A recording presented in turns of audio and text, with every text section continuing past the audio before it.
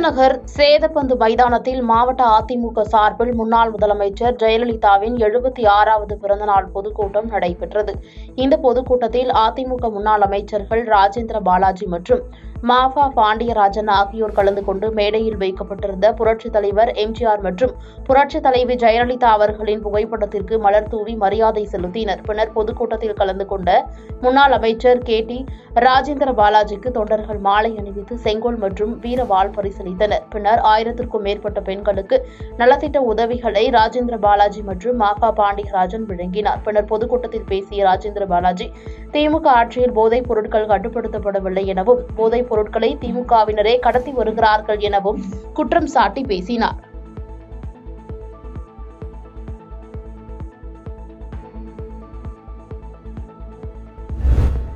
சென்னை எண்ணூர் ஆவடி ஆணையர் சங்கர் உத்தரவின் பேரில் எண்ணூர் உதவி ஆணையர் வீரகுமார், தனிப்படை உதவி ஆய்வாளர் விமலாநாதன் தலைமையில் போலீசார் எண்ணூர் பாரதியார் நகர் பீச் ரோட் எர்ணாவூர் பகுதியில் கடை நடத்தி வரும் தங்கவேலு என்பவர் கடையில் சோதனை நடத்தினார். அந்த சோதனையில் தமிழக அரசால் தடை செய்யப்பட்ட gutka, Hans 75 kilo, Remo 30 kilo, Swagat 25 kilo, mawa உள்ளிட்ட தடை செய்யப்பட்ட குட்கா பொருட்கள் பறிமுதல் செய்து தங்கவேல் மற்றும் கடையில் பணிபுரிந்த கோபால்சாமி என்பவரையும் போலீசார் கைது செய்து சிறையில் அடைத்தனர்.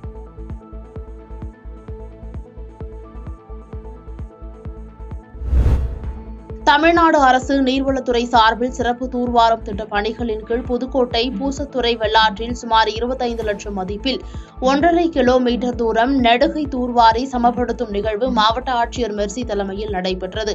இப்பணியை சட்டத்துறை அமைச்சர் ரகுபதி கொடியசைத்து துவக்கி வைத்தார். இந்நிகழ்ச்சியில் அரசு முன்னாள் வழக்கறிஞர் செல்ல பாண்டியன், MLA மருத்துவர் முத்துராஜா, கிராம பொதுமக்கள் ஏராளமானோர் கலந்து கொண்டனர். இந்த வெள்ளாற்றில் நெடுகை தூர்வாரும் பணி நடந்திருப்பது அப்பகுதி மக்களின் நீண்ட நாள் கோரிக்கையை நிறைவேற்றியுள்ளதாக தமிழக அரசுக்கு நன்றி தெரிவித்துள்ளனர்.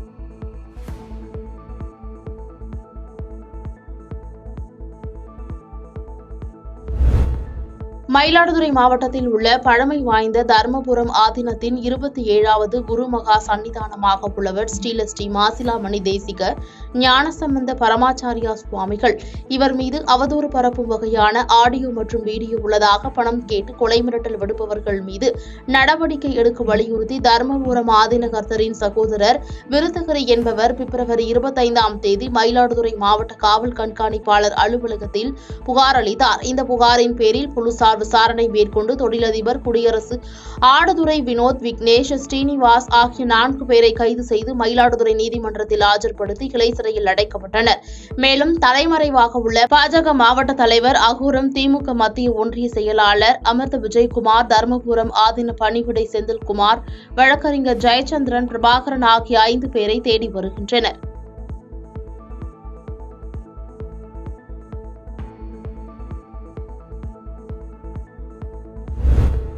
சென்னை திருவொற்றியூர் ஜெயகோபால் கரடியா அரசு மேல்நிலைப் பள்ளி இயங்கி வருகிறது.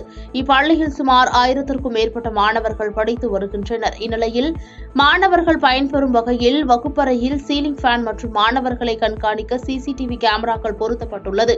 இதனிடையே கடந்த சில நாட்களாக இரவு நேரங்களில் மர்ம நபர்கள் பள்ளி வளாகத்திற்குள் நுழைந்து வகுப்பறையில் வைக்கப்பட்டிருந்த 35 சீலிங் ஃபேன், மாணவர்களை கண்காணிப்பதற்காக வைக்கப்பட்டிருந்த 4 CCTV கேமராக்கள் திருடப்பட்டுள்ளதாக பள்ளியின் தலைமை ஆசிரியர் திருவொற்றியூர் காவல் நிலையத்தில் புகார் அளித்தார். புகாரின் அடிப்படையில் போலீசார் விசாரணை மேற்கொண்டு வருகின்றனர்.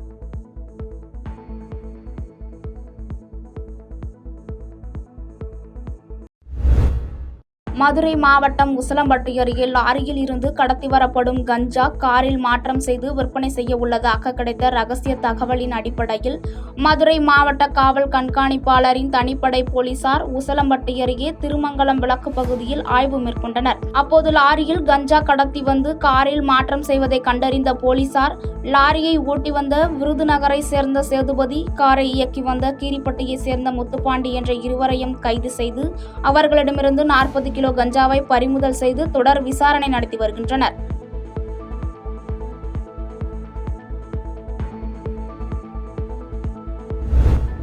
திருவண்ணாமலை மாவட்டம் போலூர் அருகே உள்ள எடப்பிரை ஊராட்சி எம்ஜிஆர் திடலில் அதிமுக சார்பில் முன்னாள் முதலமைச்சர் ஜெயலலிதா பிறந்தநாள் விழா பொதுக்கூட்டம் நடைபெற்றது.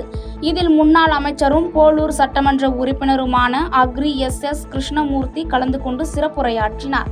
அப்போது பேசிய அவர், போலூர் சட்டமன்ற தொகுதியில் அதிக அளவில் கஞ்சா விற்பனை கொடிகட்டி பறக்கிறது. திமுக ஆட்சியில் சட்டம் ஒழுங்கு சீர்கெட்டு உள்ளது என்று குற்றம் சாட்டி பேசினார்.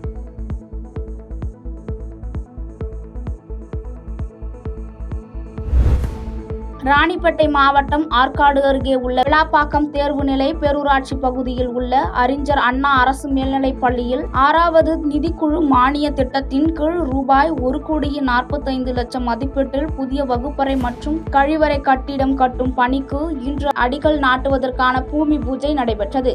இதில் சிறப்பு அழைப்பாளராக கைத்தறி மற்றும் நுனிநூல் துறை அமைச்சர் ஆர். காந்தி கலந்து கொண்டு வகுப்பறை கட்டிடம் கட்டும் பணிக்கு பூமி பூஜை போட்டு அடிக்கல் நாட்டி பணியை துவக்கி வைத்தார். அதனைத் தொடர்ந்து திமிரி ஊராட்சி ஒன்றியத்துக்கு உட்பட்ட பகுதியில் 2 ஊராட்சி மன்ற கட்டிடம், சட்டமன்ற தொகுதி நிதியில் இருந்து 5 உடற்பயிற்சி கூடம், 2 கலையரங்கம், 3 அங்கன்வாடி, பால் கூட்டுறவு சங்க கட்டிடம் என மொத்தமாக ரூபாய் 2,11,00,000 மதிப்பிலான 13 முடிவுற்ற பணிகளை அமைச்சர் ஆர். காந்தி திறந்து வைத்து பொது மக்களின் பயன்பாட்டிற்கு கொண்டு வந்தார். இந்த நிகழ்ச்சியில் அரக்கோண நாடாளுமன்ற உறுப்பினர் ஜெகத் ரட்சகன், ஆற்காடு சட்டமன்ற உறுப்பினர் JS ஈஸ்வரப்பன் உட்பட பலர் கலந்து கொண்டனர்.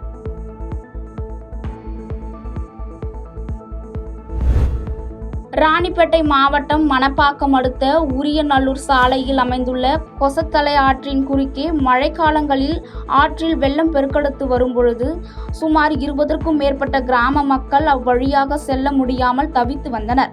இந்த நிலையில் கைத்தறி மற்றும் துணிநூல் துறை அமைச்சர் ஆர். காந்தி மணப்பாக்க உரியநல்லூர் உயர்மட்ட பாலம் மற்றும் சோளிங்கர் அடுத்த நந்திமங்கலம் பகுதியில் அமைந்துள்ள உயர்மட்ட பாலம் என 2 பாலத்திற்கும் சேர்த்து 6,60,00,000 மதிப்பீட்டில் உயர்மட்ட பாலங்கள் அமைத்திட அடிக்கால் நாட்டி பணிகளை துவக்கி வைத்தார்.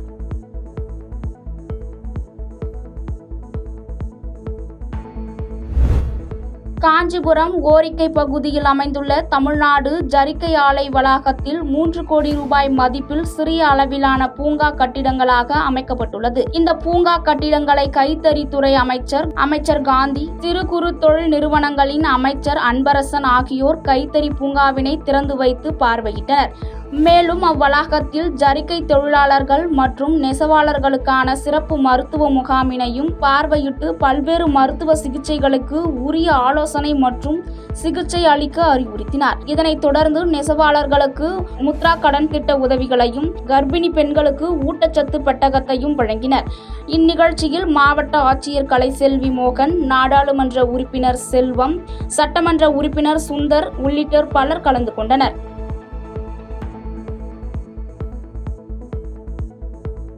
பாதகம் செய்பவரை கண்டால் நாம் பயங்கொள்ளலாகாது பாப்பா.